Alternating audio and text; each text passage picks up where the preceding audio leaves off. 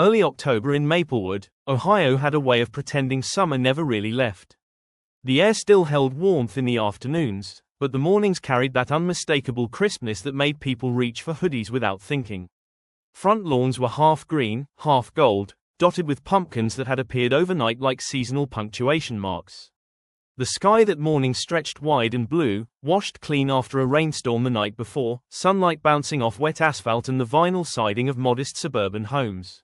Evan Mercer, 34, stood on the front porch of his split-level house holding his phone out at arm's length, squinting like a man negotiating with the sun. He was trying to take a selfie. Evan was not a bad-looking guy. Brown hair that never quite obeyed a comb, a face permanently stuck between earnest and mildly confused, and a build shaped by occasional gym visits and frequent pizza nights. He wore faded jeans, clean white sneakers, and a navy blue hoodie from a local hardware store, Buckley's Home Garden, the kind of place where employees still remembered your name if you showed up often enough. The hoodie mattered. Today mattered. Today was Maplewood Fall Fest, the town's unofficial holiday where kids sold lemonade, retirees sold hand-carved birdhouses, teenagers played acoustic guitars badly but confidently, and everyone pretended the funnel cake calories didn't count because you only had it once a year. Evan wanted a picture to post online. Just one decent picture. He tilted the phone higher. Too much forehead. Lower. Double chin. He angled sideways. A leaf fell from the oak tree beside the porch and landed directly on his head. Unbelievable, Evan muttered, brushing it off. Across the street, Linda Kowalski, 62, morning walking in a neon windbreaker, slowed down just enough to watch him struggle. Need help, Evan? She called. No, I've got it, he said too quickly, immediately fumbling the phone and nearly dropping it onto the porch steps. Linda smiled the slow, satisfied smile of someone who had lived long enough to enjoy other people's minor chaos and continued her walk. Evan exhaled. This was ridiculous. He wasn't a teenager. He didn't need validation. And yet, here he was, trying to capture a version of himself that looked casual, confident, and not lonely. Because the truth, one Evan rarely admitted even to himself, was that Maplewood felt louder online than it did in real life. Everyone else seemed connected, paired, commented on, tagged. He opened the camera again. Click. The image froze on his screen. It was bad. His eyes were half closed. His mouth was caught mid-word. The leaf from earlier had somehow reattached itself to his hoodie drawstring. In the background, Linda Kowalski's reflection appeared in the porch window, mouth open like she was yelling something alarming. Evan stared. Then laughed. Not a polite laugh. A full, shoulders-shaking laugh that startled a squirrel off the mailbox. All right, he said aloud. You win. He pocketed the phone and headed inside, grabbing his keys, ignoring the little voice telling him to delete the photo forever. Maplewood's downtown sat 6 minutes away, depending on whether you got stuck behind Frank Delaney's pickup truck, which you usually did. Brick storefronts lined Main Street, their awnings faded but proud. The barber shop still charged cash only. The bakery smelled like cinnamon and nostalgia. Handwritten signs advertised apple cider, chili cook-offs, and church rummage sales. The Fall Fest stretched from the courthouse steps down to the old train depot, now converted into a community center. Strings of lights hung between lampposts even though it was still daylight, waiting for dusk like a promise. Evan parked near the library and stepped out into the noise, laughter, music, the low hum of conversation that felt like a collective exhale. Kids ran past with painted faces.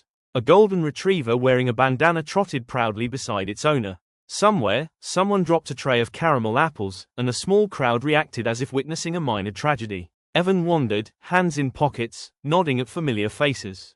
Maplewood was the kind of town where you didn't know everyone's last name, but you knew the dogs. Evan. A voice called. He turned to see Marissa Nguyen, 28, art teacher at the middle school, balancing a tray of handmade candles. Hey, Evan said. These smell amazing. They're supposed to smell like autumn nostalgia, she said. Whatever that is. Success, Evan replied. She laughed. You selling anything this year? Nope. Just observing. Supporting local funnel cake economics. A noble cause. They chatted briefly, weather, school, the upcoming football game, before Marissa was pulled away by a customer asking if the candles were edible. Evan smiled and moved on. Near the gazebo, a group of teenagers attempted synchronized dancing for a video, failing spectacularly and collapsing into laughter. A man in his 40s tried to carry 3 coffees at once and lost one to gravity. An elderly couple sat on a bench sharing a pretzel, trading pieces like it was a sacred ritual. Without fully thinking, Evan pulled out his phone. He snapped a photo of the gazebo. Then the pumpkins stacked near the courthouse. Then a candid shot of the teenagers laughing. He hesitated. Then, against better judgment, he scrolled back to the selfie. Still awful. Still funny. Still honest. He posted it. Caption: Maplewood Fall Fest. Nailed it. He hit upload before he could change his mind. The internet, as it often does, responded faster than Evan expected.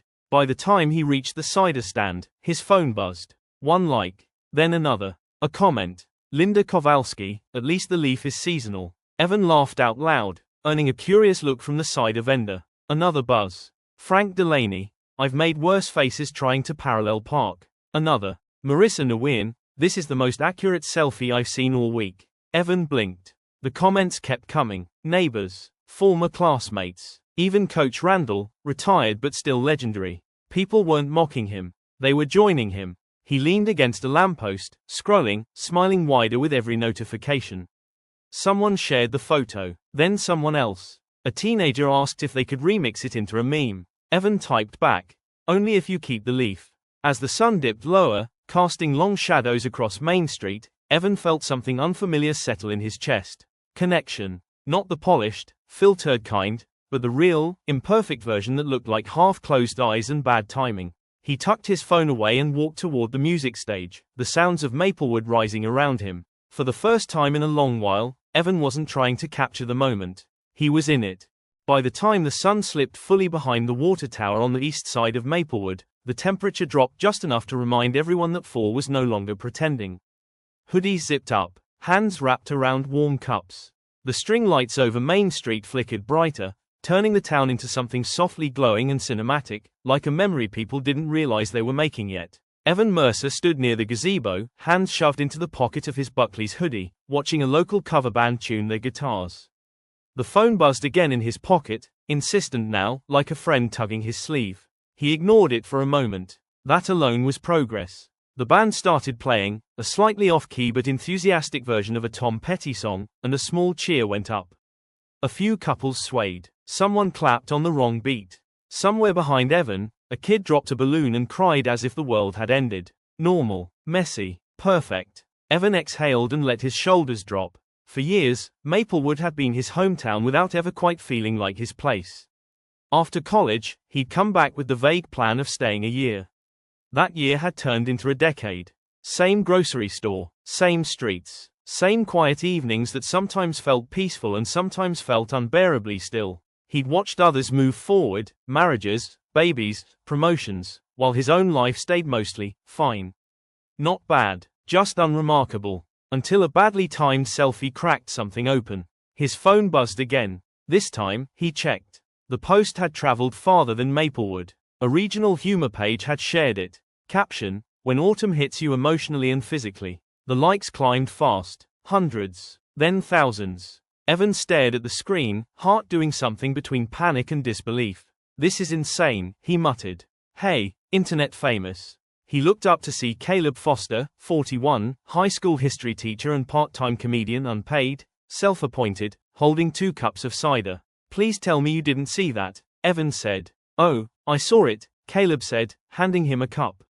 The leaf really brings it together. Evan laughed despite himself. I didn't mean for it to. No one ever does, Caleb said.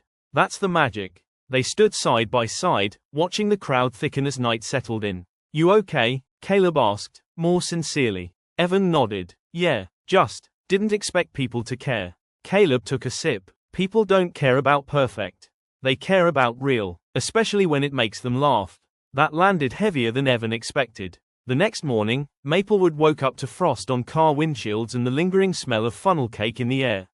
Evan sat at his kitchen table in mismatched socks, scrolling through messages. Strangers, mostly kind. Needed this laugh today. Thank you for being brave enough to post this. This made my morning better. One message stood out. From Ruth Delgado, 73, a woman Evan knew only as the lady who always sat near the back at town meetings. My husband passed last winter. I haven't laughed like this in months. Thank you. Evan swallowed. The joke wasn't his anymore. It was doing something. He closed the app and stared out the window. A neighbor scraped frost from a windshield. A kid waited for the bus, hood pulled tight, backpack slung low. Life moved on, steady and imperfect. Evan stood, grabbed his jacket, and headed out.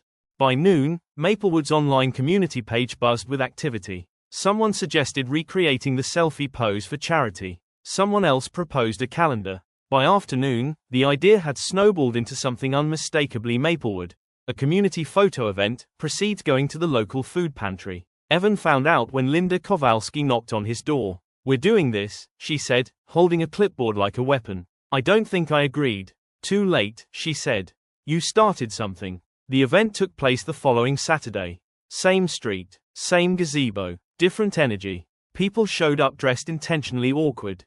Leaves taped to jackets, faces mid-blink. Kids, teenagers, parents, grandparents, posing proudly imperfect. Evan moved through it all like a man watching his life from the outside, helping where he could, laughing constantly. At one point, Marissa Nguyen stood beside him, camera raised. "Your turn," she said. Evan hesitated, then nodded. They took the photo. It was bad.